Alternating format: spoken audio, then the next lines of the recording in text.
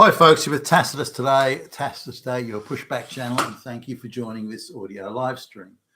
Please listen to this presentation as you would a radio broadcast. In this essay, I'd like to talk about the lives of two divorced men.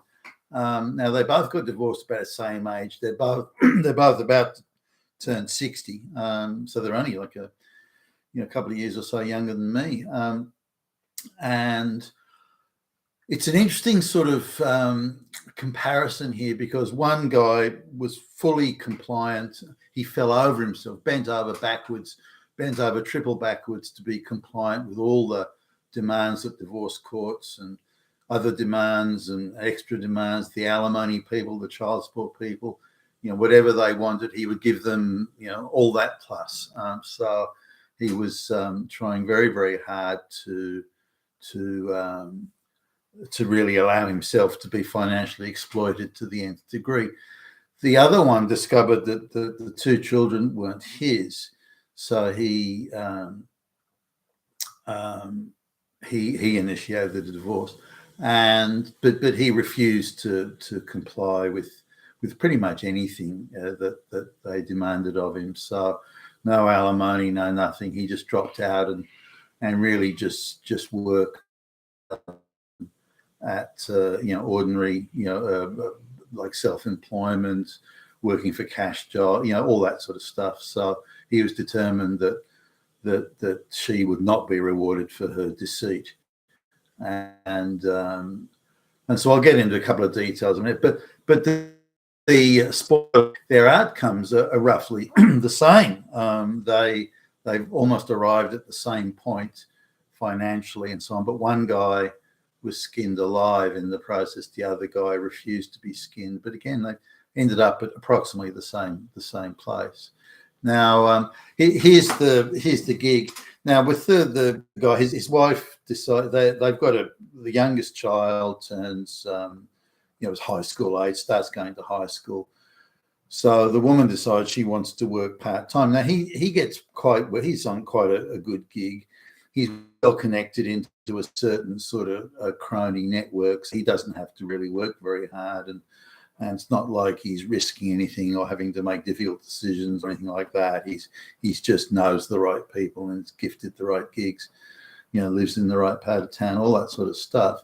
And he's getting, I don't know, four to five times the average wage somewhere in that region. She doesn't have to work.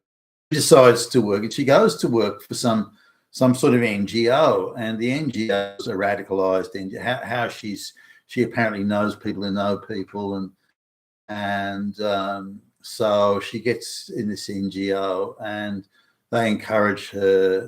They're lesbian activists, LGBTQ activists at the time, more sort of under the radar. They didn't become as shrill and out front as they later did, but so she's encouraged to become a lesbian and leave her husband, and she gets all free legal aid and the free legal, everything is laid on for her. So they demand that with bluff and also the demand that he give her the house, fully furnished with the car, and that he pay the child support amount plus an alimony amount. Now, because she's decided to become a lesbian, she gets sort of a double dip on the victim stakes. So wherever you see that sort of thing going on, you'll see that the woman is who decides to become a lesbian is the divorce courts treat her with the utmost generosity. And they try to, because she's now a double social justice victim and lesbian, they decide that they're going to absolutely skin him alive. Now, he's a willing participant in this. He thinks that somehow if he caves and gives in on everything they want, that they'll stop treating him like shit, because they're treating him like he's Hitler thrice over, and which is all part of the I don't know, the softening up process, if you like, to make sure to turn men into a jangle of nerves and be fully compliant. Yes, anything you want, just stop calling me Hitler. And then it's a strategy, a tactic that works in many instances, not all, but many. So she demands, that she wants the children sent on overseas, the excursion children, the sort of that she wants them to do, that he has to pay for that.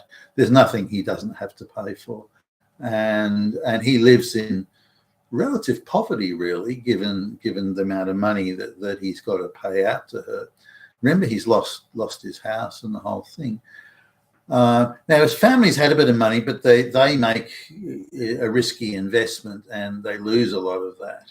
So he's now, the inheritance that he would have got is pretty much all gone. So now not in such good shape at all. So he loses his crony network of cozy jobs, and he's got to get out there and fend for himself and get results and this sort of stuff. He doesn't do so well there, but they keep on coming back to him for more. So when the children turn 18, they say, well, now the children want to go to university, you have to pay for that. Then when the youngest child turns 25, and they keep on paying right the way through till the youngest child turns 25. Then when the youngest child turns 25, it's discovered they have some sort of depression or something like that, and he has to keep on paying again because of that. And so the divorce courts treat him like shit and treat her with generosity to the most extreme levels imaginable. So he's got his 60th birthday, and he's looking at what he has left. He's got property. He's got maybe, I don't know, $100,000 in retirement savings, because even that's been planted by the divorce court. And he's only just got out of having to give her money. She, on the other hand, now owns 2 properties. The one she got, another one she'll also inherit, pretty well from her parents. So she's living very well, and she's managed to turn the children against him, making out that he's not fully on board with the LGBTQ. The daughter has become an LGBTQ activist. He subsidised the lesbian lifestyle of his ex-wife. That's all he's done. He's accomplished nothing like that, and he's derived from it no benefit whatsoever by any measure. He's received benefit. So now I don't know what right the state thinks it has. Is it codified in some law? I mean, I'm not aware if it is. What right the state has to treat him that way and to engage in the financial distress. So he looks back now on his life. He's got and accomplished and achieved nothing. Yet he's worked, all his life, all his adult life, only to spend subsidising the lesbian. Now, the marriage contract that he entered into as well, if you're a wife who does become a lesbian, you'll have to pay this or that. If it was quantified and codified and made clear, then okay, there's a case maybe for that. But instead, it's not codified or anything at all. It's just arbitrarily applied by activist judges in the divorce court that are consumed with social justice, Marxist, restorative justice, ideological insanity. And this guy is just a direct victim of that. But there's no place he can go. There's no court he can go to appeal it, or and he doesn't have the financial resources anyway to go through a long and arduous appeal process, which they deliberately make as expensive as possible in order to prevent these very appeals from taking place. So he's now, he'll die broken in penury. That's he's had a couple of relationships, in the meantime, but that they don't seem to have worked out that well for him. Or so anyway, that's him. Now compare him now, but bear in mind, again, his total accomplishment at the age of 60 is he's got ballpark $100,000 in retirement savings. He's renting some shitbox place in a lowbrow suburb and he's driving some shitbox car. And that's the situation he's in. And this is a guy, again, who had the nice house in the nice area, driving the Merc and the whole thing. Yeah, that's what's happened, all because of the divorce. Now, what right does she have to say? You know what? I think I'll become a lesbian. There's no question she fell in with a bunch of activists, and they encouraged her, guess what? You should be a lesbian. Guess what? You can get a free house and all that. So there's no question she gamed, the ex-wife gamed the system but he had to end up paying for it. He's been financially destroyed by this. Someone who was filled with promise and opportunity, and he'd have retired in great comfort if she hadn't decided to push the button on becoming a lesbian. Now, if she wants to become a lesbian, fine. That's her. There's nothing. There should be no restriction. If she decides, hey, guess what? I want to become a lesbian. But okay, fine. You become a lesbian, but you don't get the free house and the free furniture, the free car. You don't get any of that. If you want to make a life choice of that, then you take that responsibility for it. You can't inflict the financial responsibility for your decision on someone else and destroy them financially in the process. So now the second guy, and I've worked with these guys. The second guy, he's got 2 kids. He discovers the children aren't his. She says she doesn't know who the biological parent is. So there's no interrogation of her or inquiry or anything like that. The divorce industry just shrugged. Oh, well, if you don't know who it is, doesn't matter. We'll just take his money. We know where he is. He's got a decent job. He's got a good employment record. We'll just destroy him. Now the guy decides he's not gonna go with that, and he fights a reasonably successful legal case, really, all considered. But so he certainly restricts her accomplishments, makes sure that the legal fees that she has to pay for the property that she gets, the legal fees will chew up most of whatever she gets in the property settlement. So he's certainly working very hard to make sure that she gets no great financial victory out of this. I'd question whether or not he should have spent that much time doing it, but anyway, that was his decision. And similarly, he decides that why should he live a normal life and work at a job? I mean, again, he makes us also, like the other guy, 4 to 5 times the average wage. He's never been unemployed a day in his life, and this sort of thing. But that makes him, as far as the divorce industry is concerned, that makes him a walking wallet. That makes him a prime target for the restorative justice. Look at all the money he's making. Look. I mean, gee, we can take from him to compensate her, because that's social justice. It's restorative justice. It's the oppressor being forced to pay for their Naziness and their fascistness. Okay, right. Now he identifies that, and I had conversations with him back in the day about it. He identifies that fairly clearly, and he realizes how the game is going and how they're determined to fleece him forevermore. He correctly identifies that, hey, well, they say the child support ends at 18, but they'll find a way of pushing it out to further for university, and then they'll hit him up for more after that, and then there'll be all sorts of ways they'll get at him: alimony, extra, school fees, this, that they'll come at him because he's a higher income earner and a stable, again, never been unemployed and this sort of thing. So they'll just see that they can rape him financially forever. So he correctly identifies that, and pretty early on as well.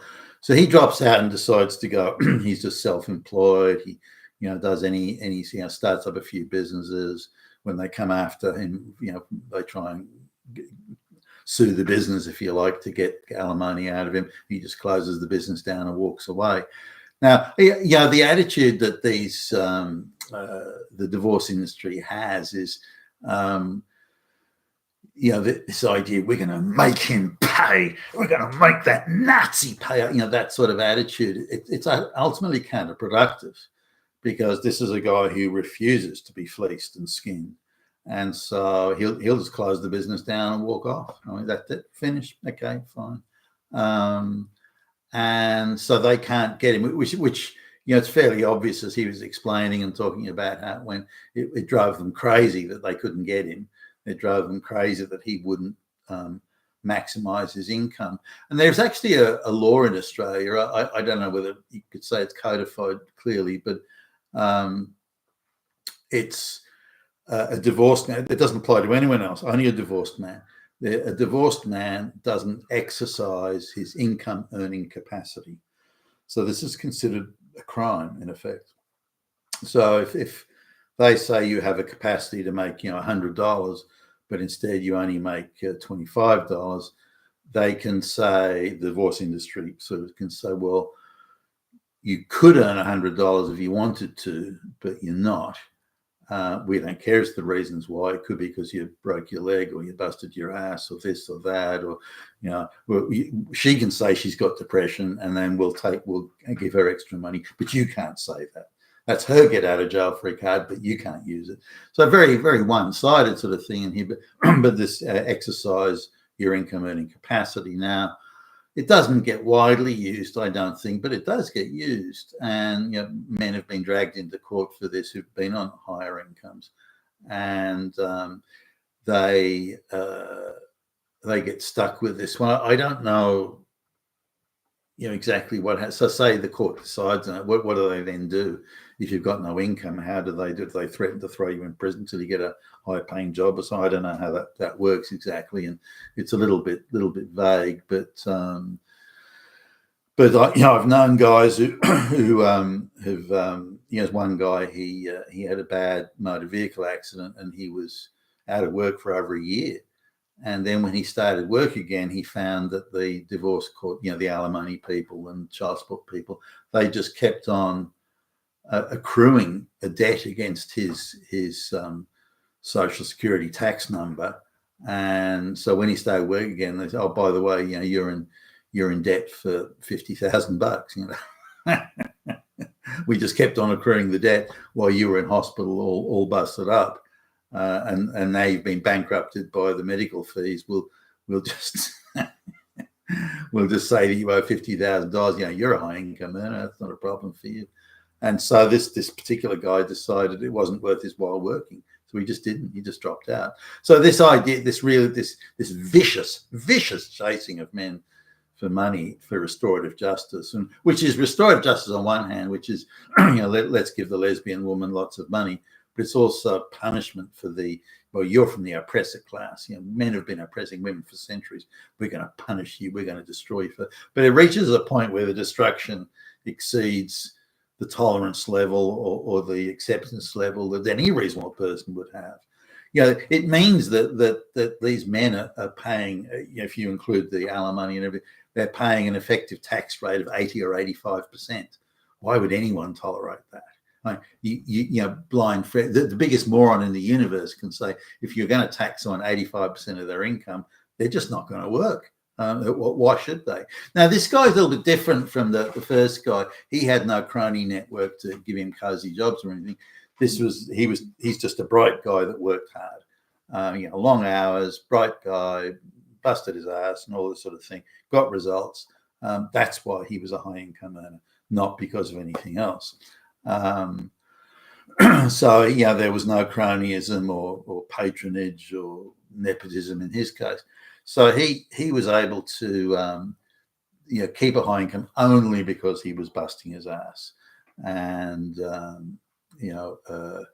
getting dirty knees, crawling and sucking up to the top bosses and all this sort of thing. So that's why he had the high income. Now these are the people that the divorce industry folks don't understand, because they're all public servants and bureaucrats. They just assume that anyone who has a well-paying job must have a network of buddies that give them the cozy job, but that's not the case in the private sector. Or certainly wouldn't have been, during the years this guy was operating. But it was so he can only make that sort of money by again, ass busting, hard work, long hours, and so on. So he make the calculus, and again, I remember talking to him about this. Why should I work a 70-hour week, high stress job? Well, when you've got a dependent wife and children, and I know I can speak about this, when you've got a dependent wife and children, your first priority is staying employed. You're the only one bringing home the mate. You're the only one keeping the home fires burning. You're the only one who makes sure that Santa Claus leaves lots of presents around the tree. You're the only one that pays the school fees and the car payments and why that lavish birthday cake and why you can afford magicians and so on at the kids' birthdays. You're the one that pays for all that. And so staying employed is key. But the minute this divorce industry thing comes in, you realize, hold on, the guy was talking about, I'm getting skinned. Why should I take that attitude of, I must stay employed? And so he quite reasonably, I think, took the view, as any sensible person would, no, I'm not playing that game. Happy to give you money, but the kids aren't mine. You find the person who is the biological father and you go chasing after them. Don't chase after me just because I'm convenient and nearby and I've got a good income. I'm not playing that game. So a very capable, hardworking guy just drops out. That's it. No, I'm not playing this game. And as I say, goes into self-employment or under the table cash payment jobs, all this sort of thing. Moves into his parents' garage and lives there and lives the life of a I don't know, what would you call it? He's not a hobo. He's moving around. I mean, he's not living on the street or anything, but lives a very simple life. The simple life of someone who is retarded and lazy. I think that's the situation he's been put in. Now he's quite happy to work and do the hard work, but he's not happy to get fleeced. Not happy to get skinned, and won't accept it, and doesn't accept the arbitrary powers of the various. There's a lot of talk about debanking recently. I don't know whether you know, but debanking in the case of divorce, debanking's been around for like 30 years in the divorce industry.